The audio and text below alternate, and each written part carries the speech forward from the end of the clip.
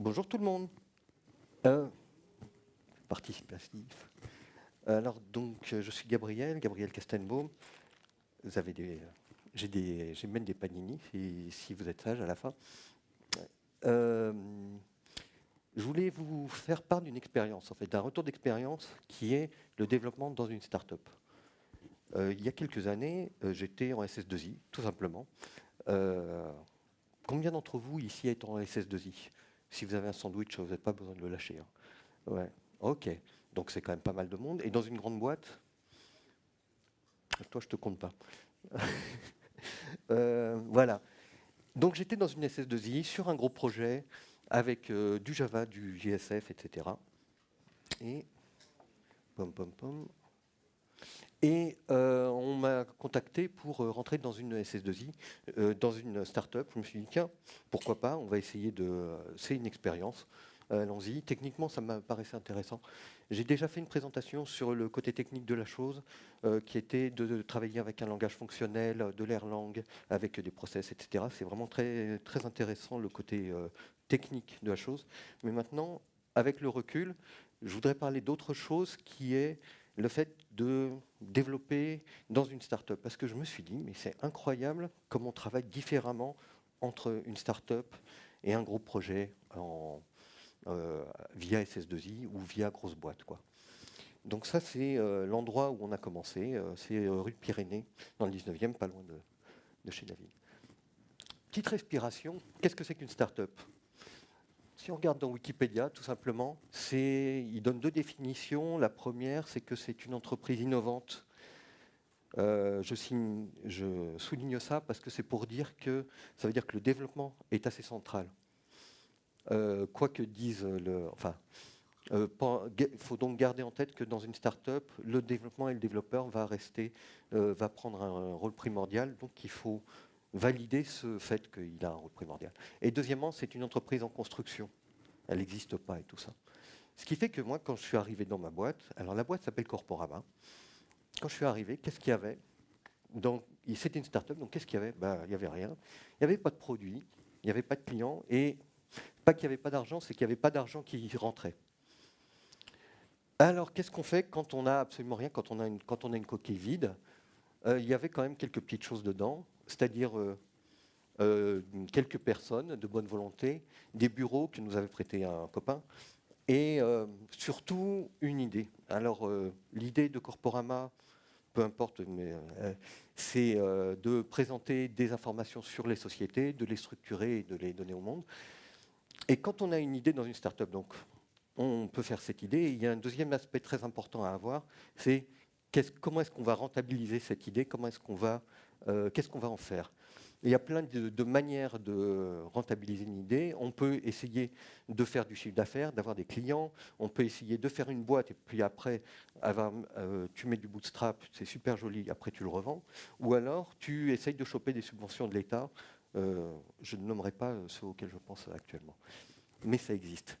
Nous, enfin, Corporama plutôt, leur idée, c'était de présenter des informations et puis après, d'attraper des clients petit à petit, en mode web en fait. Le modèle économique, si vous voulez, c'était World of Warcraft. C'est-à-dire un truc qui tourne tout seul et puis les clients viennent et se disent oh, putain, c'est vachement bien. Voilà, et ça, c'est les informations société. Qu'est-ce qu'on fait? Qu'est-ce qui se passe en fait quand tu arrives et que tu es développeur là-dedans? Tu dois construire un produit, donc, et comme c'est demandé, trouver des clients. C'est ton but. Mais ce qui se passe, c'est qu'en général, comme tu n'as pas de produit, tu vas mettre du temps à construire le produit, mais le produit que tu vas faire n'est pas forcément adapté au client. Donc, il faut adapter constamment le produit qu'on va faire, et donc se trouver des buts intermédiaires. Et, chose très importante, faire ça dans un temps limité. Donc, voilà, je vais vous présenter donc, des retours d'expérience. Première chose, premier retour d'expérience, je pense que c'est une des choses qui sera importante à se souvenir, c'est la politique des petits pas, c'est les cycles courts, c'est des choses comme ça. On fait ça de plus en plus dans les gros projets, mais bon. Alors dans un petit projet, donc comme une start-up, c'est vital de faire des petits pas, de faire des petites choses. Le truc, c'est quoi? Tu as une grande idée, ok, c'est bien. En fait, tu en fais un tout petit bout et tu mets vite en ligne. Si les gens réagissent, si le client réagit, c'est bien. Ça veut dire que juste après, dans le cycle suivant, tu pourras rajouter des fonctionnalités à ta première fonctionnalité que tu as rajoutée. Et ainsi de suite, tu vas enrichir comme ça ta fonctionnalité afin qu'elle devienne de plus en plus forte. Si jamais les clients, ça les intéressait, si ça ne les a pas intéressés, tu arrêtes cette fonctionnalité, tu n'y touches plus. Donc, qu'est-ce qui se passe? Tu auras gagné beaucoup de temps, donc beaucoup d'argent. Tu auras investigué pour savoir si quelque chose marche et potentiellement, tu auras trouvé des clients. Donc, c'est ce qu'on appelle le Minimum Valuable Product, c'est-à-dire le MVP. Ça, c'est ce qu'on a pratiqué le plus, c'est de faire des choses avec des cycles rapides. Donc, qu'est-ce que ça veut dire?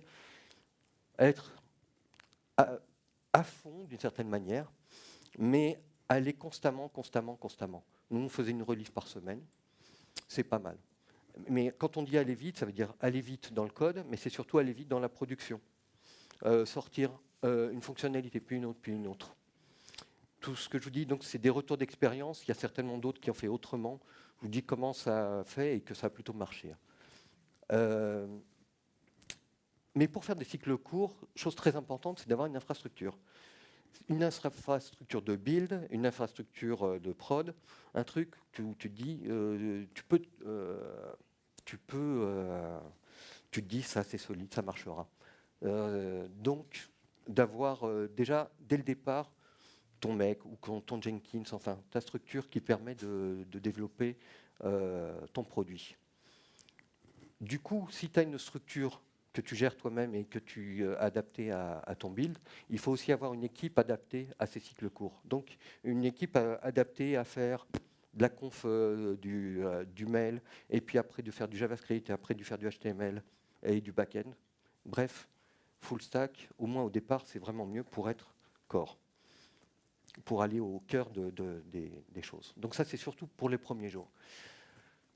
Et du coup, deuxième chose, c'est dans les premiers jours et même dans les premières semaines, je conseille énormément d'avoir un environnement de dev qui soit assez rapide, d'utiliser JRebel si on fait du Java, Play Framework si on fait du Play, si on fait du Scala.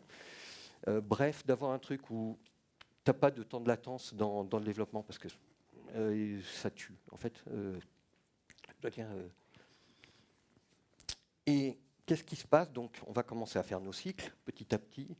Et il faut être donc tranquille avec son environnement de prod et avec ses technos. Donc, pas forcément partir sur des technos super zarbi ou qui sont un peu innovantes. En revanche, si jamais vous avez absolument besoin de partir sur une techno parce que vous faites vraiment du big data et que vous voulez faire du Hadoop, ben mettez du Hadoop. Mais si vous faites un site de rencontre et que vous voulez faire du Kafka, faites pas ça. Vous embêtez pas à mettre quelque chose de très compliqué. Enfin, quoi que Kafka, bref, de mettre un truc que vous ne maîtrisez pas forcément, alors que vous avez d'autres problématiques. Vos problématiques, ça va être de trouver des fonctionnalités. Donc, c'est un peu... voilà. Et deuxième chose, qui va être assez contre-intuitive, dès le départ, mettez des tests, et notamment des tests fonctionnels. Mais pourquoi? C'est parce que on fait des petits cycles, on fait une petite fonctionnalité, puis une autre, et on veut avancer. Avancer, c'est-à-dire pas regarder en arrière. Donc, il faut éviter les régressions. Pour éviter les régressions, utiliser Selenium, les tests fonctionnels, avoir un environnement de build qui fait que quand tu fais ta release, tu peux aller dormir, à peu près. C'est assez contre-intuitif parce que j'ai parlé avec un ponte de l'agilité qui m'a dit mais au début tu fais pas de test, tu te fais un peu de date mais tu fais pas de test, c'est pas grave. Puis je lui ai dit non, c'est le contraire. Tu te fais des tests comme ça, au moins tu peux avancer. Donc l'idée ce serait de passer de tu devrais faire des tests, parce que tout le monde ne fait pas, à tu dois faire des tests parce qu'en fait c'est ta vie qui est en jeu, pas c'est la vie de ta société. Le truc avec une start-up, pour être très clair, c'est que si tu es sur un gros projet, sur une grosse boîte, et que ça ne marche pas, bah, tu passes à un autre projet. Si ta start-up ne marche pas, tu passes à Pôle emploi. Ça permet de relativiser. Donc après les premières semaines où on a donc mis en place du build et on a mis en place dès le début des tests, le code devient de plus en plus dense.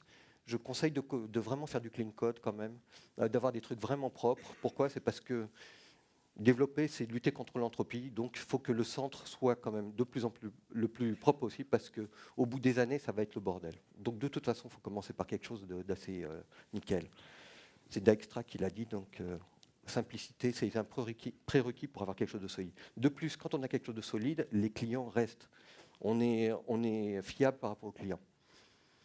Mais le clean code, c'est bien. Maintenant, il faut continuer à s'adapter quand même à ce qu'on fait en start-up. Donc, il faut aller un petit peu vite. Il faut éviter les bonnes idées, les super bonnes idées, genre ouais, on va faire de la scalabilité, on va mettre du Hadoop et puis on va mettre du Zookeeper parce qu'on est sûr d'avoir plein de données, etc. Scalabilité, si au départ, tu n'es pas sûr que tu vas avoir plusieurs téras de données, tu n'as pas besoin de la gérer. Faut régler les problèmes un à un.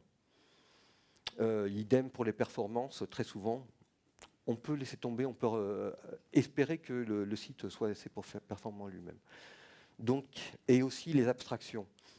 C'est très sympa de faire des abstractions. Moi, par exemple, j'avais fait une admin toute générique. Pof, c'était une abstraction. Tu pouvais générer une administration, un back-end directement. En fait, on ne l'a jamais utilisé. Donc, ça a fait des jours perdus. C'est un peu dommage. Donc, voilà.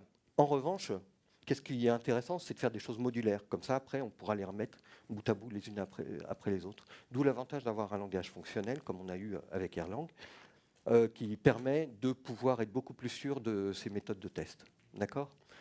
Donc le mantra ici, ça va être de coder pour le présent pour rendre le futur possible. C'est très beau, on se croirait en période de présidentielle. À propos de période présidentielle, je vous jure, je n'ai pas fait exprès celle-là. Une des choses importantes quand on développe des fonctionnalités, on se dit, tiens, je vais faire ça, ok. Mais s'il y a 20% qui vont te prendre trop de temps, ben, les 20%, tu ne les fais pas. À la limite, ce sera des requêtes SQL que tu vas faire à la main. C'est pas grave, parce que les requêtes SQL, tu en feras 3 par mois, et ça te prendra pas de temps par rapport au fait que si tu avais fait tes 20%, développer la fonctionnalité en entier, les 100%, ça t'aurait pris une semaine en plus. Donc voilà, c'est ce genre de balance, de trade-off qu'il faut trouver. D'accord? Un autre truc qui est assez rigolo dans les premières années, c'est que, assez bizarrement, on part quand même en vacances. Et donc, d'où l'avantage d'avoir dans une équipe des personnes qui sont full stack et qui peuvent se remplacer les unes des autres. C'est assez appréciable quand même. Alors, une chose importante, oui, c'est une chose qui a vraiment bien marché aussi, c'est que nous, on était à l'écoute du client. Et à l'écoute du client directement, et souvent même sans passer par l'intermédiaire du PO, on écoutait ce que les commerciaux disaient aux clients, et on adaptait, et on reconnaissait le besoin comme ça.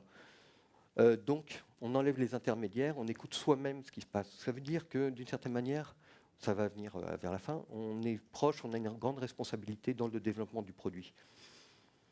Ce qui veut dire aussi qu'on a une stack, si on la reconnaît limitative, évidemment, on passe à autre chose, mais ça c'est évident. C'est une des choses, ça c'est la dernière chose, et c'est la chose que je voulais absolument dire en fait.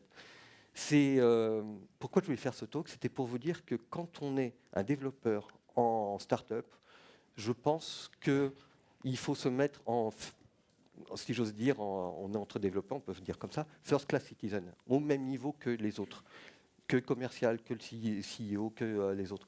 On a autant de pouvoir, autant de responsabilités, on travaille avec les autres, on dit oui aux choses, non aux d'autres, on change d'avis, mais on est dans un ensemble. C'est pas une île déserte et c'est pas non plus des ouvriers qui derrière font ce que le mec dit. Pour dire vrai, si dans une start-up, il y a un mec qui arrive, un start-upper qui arrive et qui dit « Ouais, j'ai une super idée, tu vas le faire », je me méfie un peu. À mon avis, si un start-upper arrive et te dit « Ça te dirait qu'on bosse ensemble, voilà mon idée, qu'est-ce que tu en penses ?» Là, je commencerai à écouter. D'accord? C'était, je crois, le plus important de ce que j'avais à dire. En conclusion, Do or do not, there is no try. Donc, quand on fait un truc, il faut le faire à fond. Deuxièmement, la politique des petits pas, hein, rapidité et agilité. Et troisièmement, donc ça veut dire qu'en tant que développeur, on a une place égale à celle de tous les autres dans une société, ni plus haute ni plus basse. Simplement, on est un des rouages essentiels d'une société. Voilà. Je vous remercie.